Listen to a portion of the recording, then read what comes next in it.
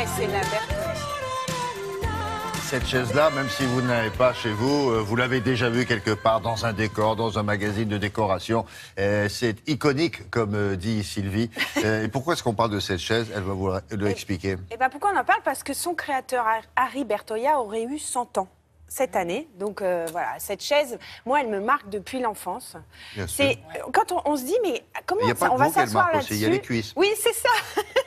Oui, asseyez-vous là-dessus, vous allez voir. Mais non, il y a une assise. Non, on met une petite galette. Bah oui, on met une galette ou on met un pantalon. Mais si ce n'est pas le cas... Si on s'assied avec un maillot de bain anti-pollution, là, on est mal.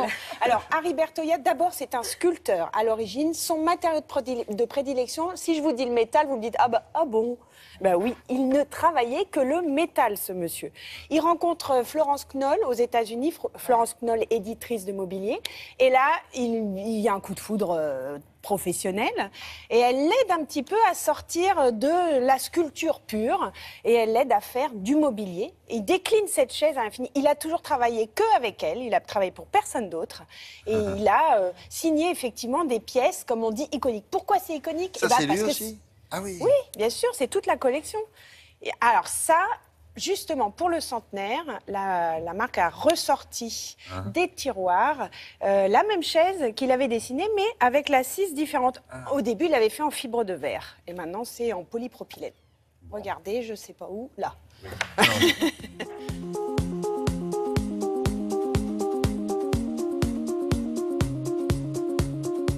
Harry Bertoia était un sculpteur.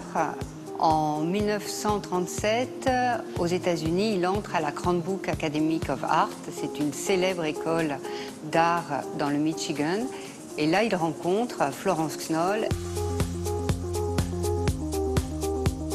Il dirige ensuite, dans les années 40, l'atelier de métal à la Cranbrook Academy School parce que le métal, c'est le matériau de prédilection d'Harry Bertoia.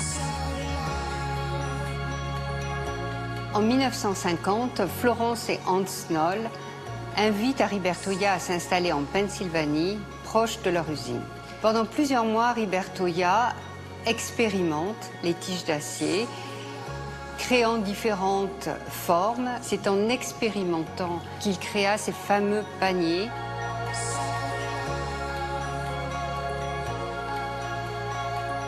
Harry Bertoia a vraiment travaillé sur l'ergonomie.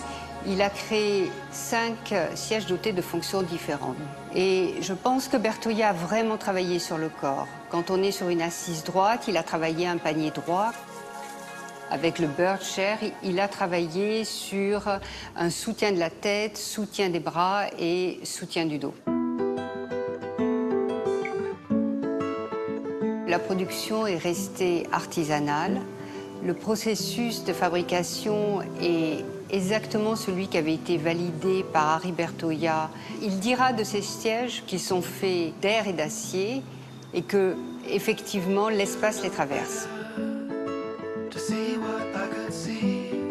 Pour fêter le centenaire d'Harry Bertoia, nous avons recherché dans les archives un modèle qui avait existé dans les années 50.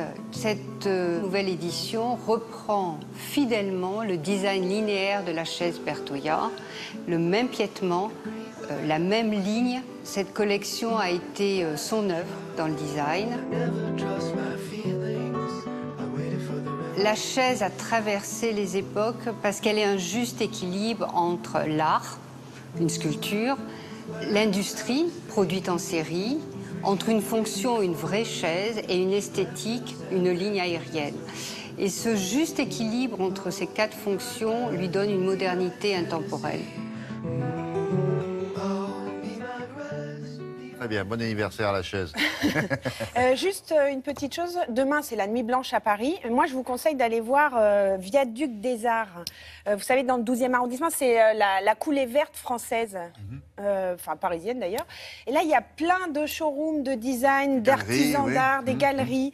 C'est bien d'aller rencontrer ces gens-là en vrai. Oui, parce qu'en plus ils sont un peu excentrés, oui, donc ils n'ont pas toujours le monde qu'ils mériteraient d'avoir. Ouais. Voilà, donc allez leur Et ils rendre fêtent visite. leurs 20 ans en plus, En donc plus, ça va être festif. Ça tombe bien, c'est Avenue Doménil, merci beaucoup. La météo maintenant, avec Nathalie Riouet, ça bouge en bas à droite.